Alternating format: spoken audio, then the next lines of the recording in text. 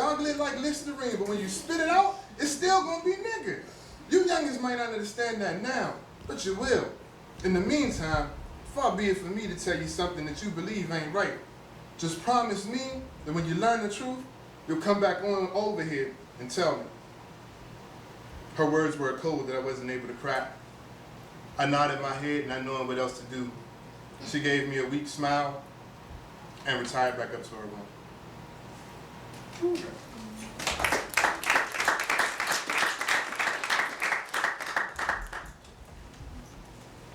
So that is from part one. This from part two is a scene where Moses has met a character by the name of Reverend Lewis. And he's a complicated character, as you'll figure out in the book. But Reverend Lewis gets to a point where he starts to believe that Moses may be from somewhere else.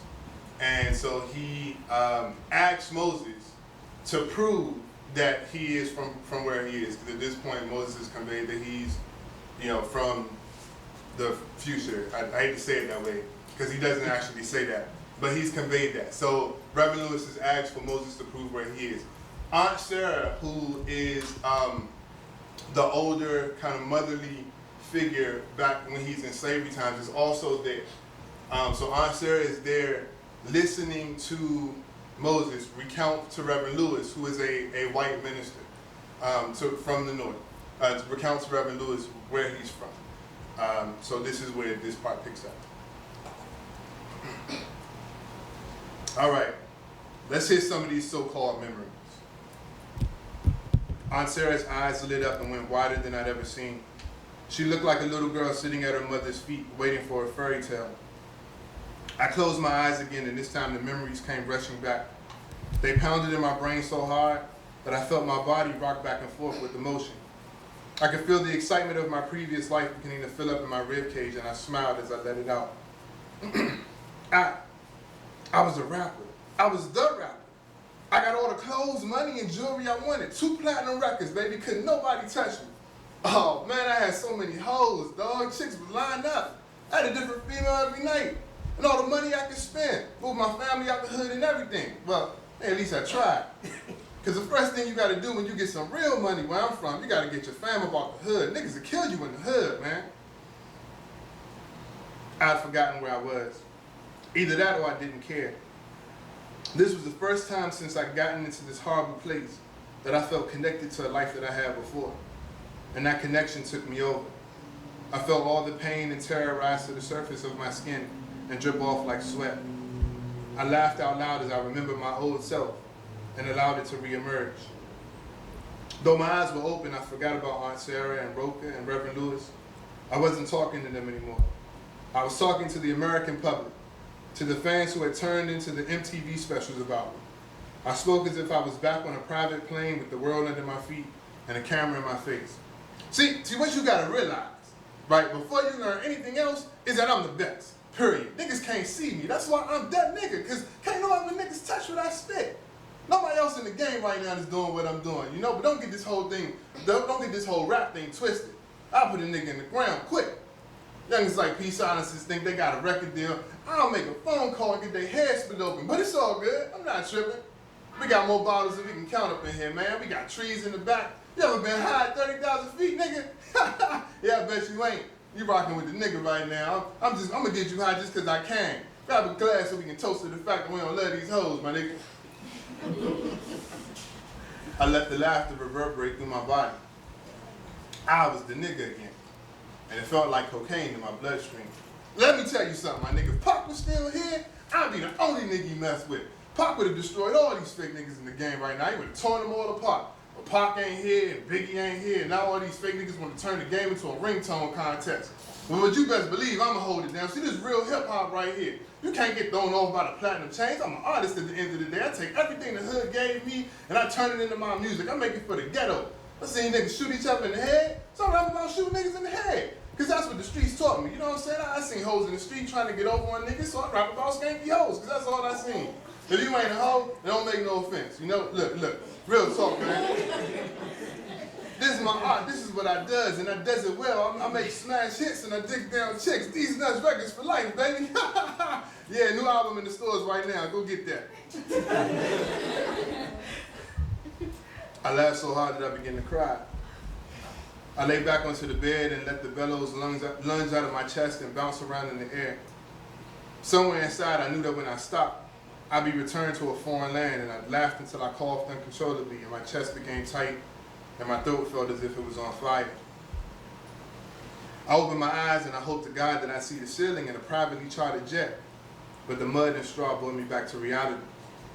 Instantly depressed, I blinked away tears as the power that I felt dissipated, and I returned back to the place where the white man beside me wanted to devour my own flesh. I slowly leaned forward, and everything seemed to come back into my view in slow motion. 3 blurry figures surrounded me, encasing me as I tried to accept the weight of this world. Rocha must have moved while I was under my own spell, because he was now standing 5 steps away from me and to the left. Aunt Sarah still sat in front of me, and Reverend Lewis was still to my right. I didn't pay any attention to either one of them as I dropped my head. I was too engulfed in my own emotions to pay attention to anyone else's. Having to bear the cross of this new reality was bad enough, but having it removed, if only for a moment, and then placed back onto my back was nearly unbearable. Desperate, I did the only thing I could do for support. I reached out for my lifeline and I looked up to Aunt Sarah. If having to return to this world was a cross that I could barely carry, then Aunt Sarah's face became the lash of the whip and the crown of thorns that made me long for death. She stared at me with a mixture of extreme rage and utter sorrow. Single tears from both of her eyes came down her face, and I realized that since I had come to this world, I had never seen her cry. I had never seen a break in that shell that allowed her to survive on Master Talbot's plantation. But she looked at me now like a loving daddy's girl who had just been told her father wasn't coming home anymore. She looked at me as if I had stolen something from her. And as though I had taken her hopes and dreams and ground them up. She looked at me as if she hated me. And then, just as soon as she was there, she turned her face away from me, got up and left the hut. Aunt Sarah! It was as if she'd never heard of me. I turned to Rocha for some sort of explanation, but his face was riddled with confusion. He had just heard a riddle from me that he couldn't figure out. He stared at me hard as he tried to decipher what I had said. Unconsciously, I turned my head from Rocha and back to the door that Aunt Sarah had walked through, and before I knew what had happened, I had come face to face with Reverend Lewis. His grin was the ugliest thing I'd ever seen. I cried out and turned my head away, as if his gaze would turn me to stone. He couldn't have cared less. He stood up from my bed, still grinning, and shook his head in disbelief. Jesus Christ in heaven! Thank you for your blessings. I can't believe what I found. A nigger from the future. I swear I didn't believe it. He turned and looked at me. Until you spoke. You sound just like what I imagined a nigger from the future would sound like. It's amazing. Reverend Lewis's words were like a lightning bolt, and I began to understand why Aunt Sarah hated me now.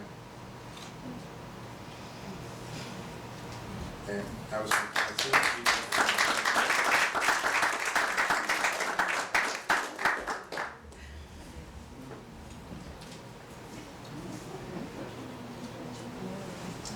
and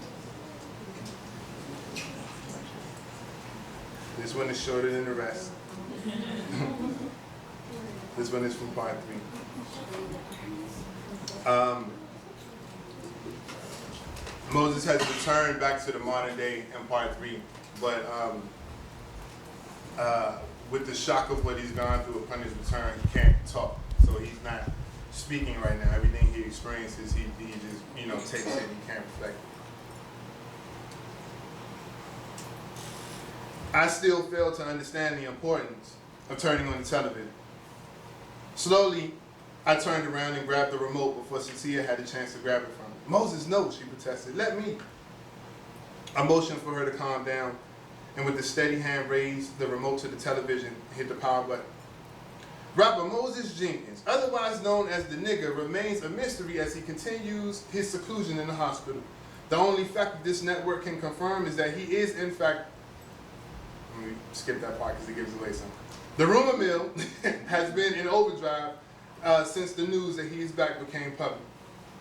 The station was showing footage from my last Grammy Awards performance, and I barely recognized myself. I had on a huge pair of shades with 3 or 4 thick chains around my neck.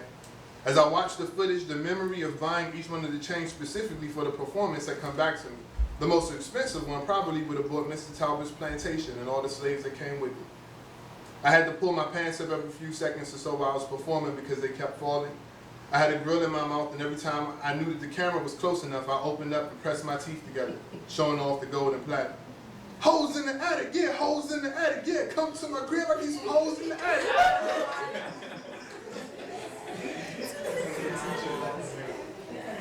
I was high.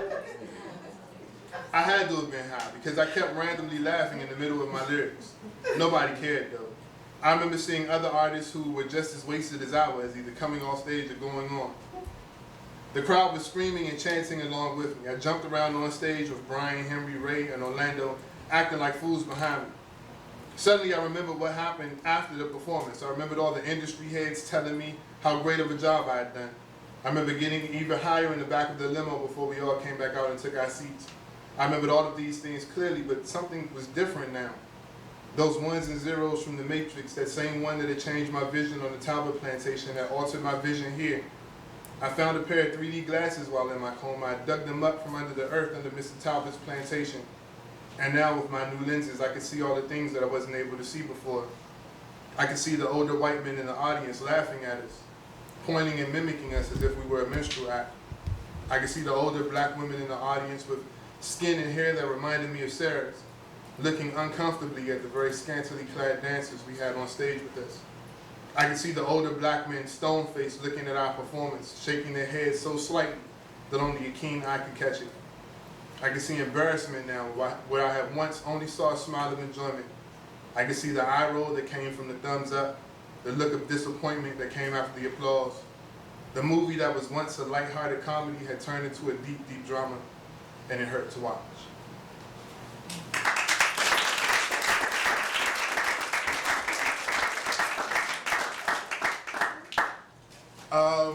So at this point, we can open it up for any questions or concerns or comments or anything about the book, the concept behind the book, any and everything. Yes? So, I mean, you talked about how you wrote this in response to some students that you were teaching, but was that the first point when you started to think about this, or is this, I guess, is this an idea that you had, a kernel of an idea that you had for a long time, or is it something that happened really quickly? I think the idea of a rapper going back into slavery times bounced around in my head. I'd say teaching was, right, that's what, like I knew I was going to write the book. I'd already started writing the book, but having those experiences teaching these, freshmen to senior high school students is what really made me think, like, not only is this book needed, but this book have a really, really strong impact in terms of bridging the gap, like I said before. So I had the idea for a while, but the teaching experience really gave me a lot of inspiration to push it through to the end and to finish it up. So I imagine you had to do a lot of research to write about slavery, and can you talk about what that process was like for you to come into contact with, like, just having to basically live through your writing about slavery? Because sometimes, like, because I'm an African studies major, and sometimes, like, I find, like, readings on colonialism and even just reading in the South is very, like, sometimes it's really traumatic for me to deal with. So, like, I'm wondering how you were able to read and then write about something like that. I'm an African American studies major in undergrad, and I'm actually filling out my application now to apply for doctoral studies in African American studies at Temple University. So my interest in African American studies runs deep, has run deep ever since I started college. And in my undergraduate studies was where I learned a lot of this and internalized a lot of it. You know, I can still remember you know, pictures that we studied of like big houses, you know, the makeup of the big houses, the makeup of the plantations, you know, where the big house was in relation to the slave huts and things like that. I mean, a lot of that I internalized because I felt the connection to it, right? And when it finally came down for me to sit down and write it, I mean, there are 2 or 3 parts in the book, and specifically in part 2, that I can honestly say I had to stop writing. Like, hey, you know, I started the part and then I had to kind of put it down and walk away and just be like, you know, it was really heavy, you know, describing the parts, and really talking about, you know, what was happening. But I felt like I would not have done the situation justice, right? If I had not explained it, if I had not described it, in the graphic nature that it, you know, that it happened. You know, so I definitely understand the idea of connecting with and feeling a connection to, and even feeling traumatic from studying, you know, what happened to our ancestors. You know, what happened to people who were only just removed from us from a couple of generations. You know, what I found that I had to do was kind of take all of that emotion and take all of that anger and disappointment and rage and just channel it into the book and channel it into the writing. Because there was a point where I was channeling it outward, specifically during my undergraduate career. And you know, I tell that story all the time about how I didn't graduate on time because I completely lost focus. Yeah, my mom's laughing. That's a traumatic experience for us because they came down to the school having already bought the tickets, and I didn't graduate, so that was wonderful. But my focus shifted completely in my undergraduate career, and I was like, I only cared about Black studies. I only cared about the Black student body. You know, I set up a trip for, you know, to take students to the Millions More movement. I was, you know, organizing protests. I was organizing discussions around the N-word, because like I was sharing, there was this debate going on when I was in school, because there was this big influx of African American students. I came in with kind of like this diversity wave. I went to school in Minnesota, and there was this phenomenon of an African American student being in a classroom full of white students, and this African American student having come from an urban situation where they were surrounded by Black people all the time, right? And so now they're sitting in this classroom, they're surrounded by white students, and they're reading a piece of literature, and they come across the N-word, and the white student says the N-word, and it's a visceral reaction, right? And I cannot say how many times that happened, and because I was like Mr. you know, Black issues on campus, like people would like come to me and be like, this happened, I don't know what to do, like I feel like I want to punch them in the face, but I can't, I don't want to kick that school. And it became something that we tried to tell the administration about. They didn't listen. They said that we would, you know, violate academic freedom by doing it, but that, you know, there should have been something in place where, in order to respect, you know, the students or whatever, they should come at it and, you know, designate it as an N-word. So all that to say, I can understand being sidetracked and being completely engulfed in the studies and really internalizing the history.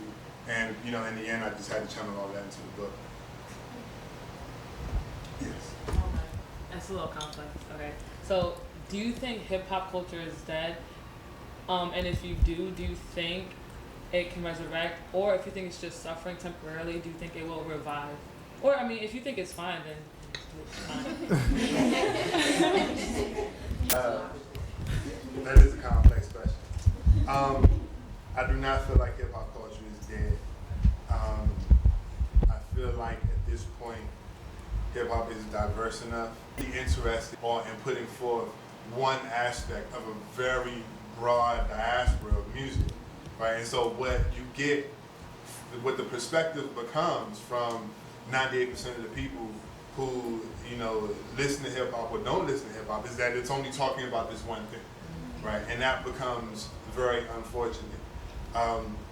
So I don't feel like hip hop is dead. I feel like it can revive if people start to get back to the grassroots movement that started.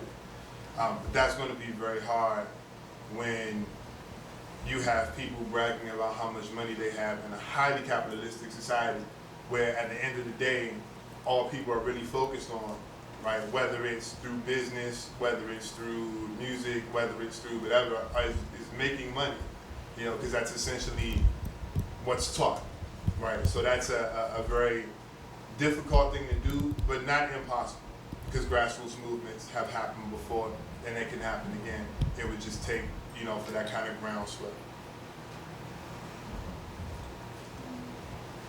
Yes. Well, apologetically, I've not read your book. Actually, just found out about your book. But have you heard anything about your book in relation to Kindred? Yes. Because I figured I figured someone had to like have thought that. We've been talking about that earlier. I knew nothing about Kendrick when I wrote Antebellum. No, I've seen. No. I mean, I'm not saying that as like I didn't take. I mean, that's just an honest statement. I knew nothing about Kendrick when I wrote Antebellum. When it got picked up by Simon & Schuster, and when I received the publishing.